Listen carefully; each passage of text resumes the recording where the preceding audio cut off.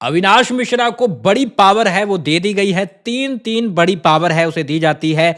चलिए मैं आपको पूरी अपडेट बताता हूं। घर में नॉमिनेशन हो चुका है, 8 लोग हैं वो नॉमिनेशन में फंस चुके हैं।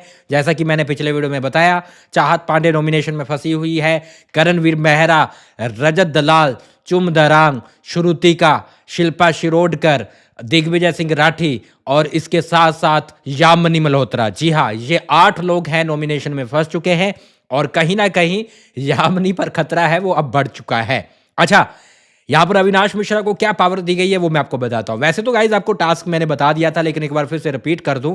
टास्क क्या था कि कॉफी शॉप है और कॉफी शॉप अविनाश की है।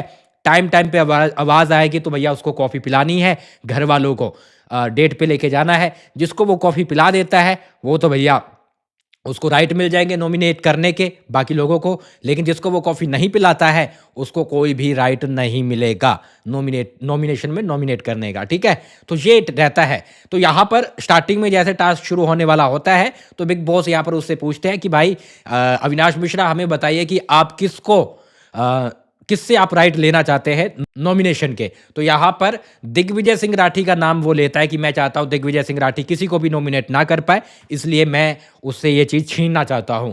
तो ये वो कर लेता है, ये पावर उसको मिलती है और वो दिग्विजय से राइट है वो छीन लेता है। दिग्विजय किसी को नॉमिनेट नहीं कर पाता।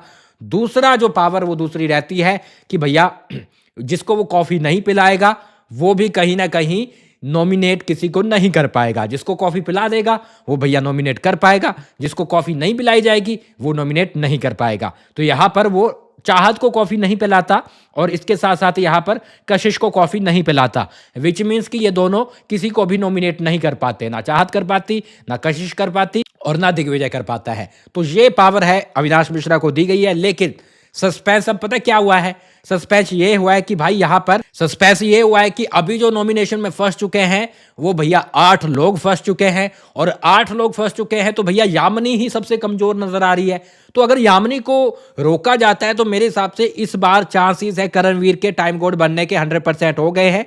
करणवीर अगर टाइम कोड बनते हैं, उनका पूरा ग्रुप फंस रखा है, श्रुतिका, चुम, खुद करणवीर, शिल्पा, ये सारे फंस रखे हैं, वो कहीं ना कहीं सेव करने का चांस है उसे मिल सकता है और किसी और को नॉमिनेशन में डालने का चांस उसे मिल सकता है। अगर ऐसा होता है तो वो सारा को डाल सकते हैं या ईडन को डाल सकते हैं और भैया बदले में अपने किसी को निकाल सकते हैं। तो चांसेस है कि भैया इस बार करणवीर के हाथ में टाइम कोड जाएगा, क्योंकि मेकर्स भी नहीं चाहते यामिनी बाहर जाए। यामिनी लड़ती लड़ती बहुत कुछ है, तो मेकर चाहेंगे कि कशिश, ईडन और सारा में से कोई चला जाए तो चला जाए। फिलहाल आप क्या बोलोगे लिख डालिए।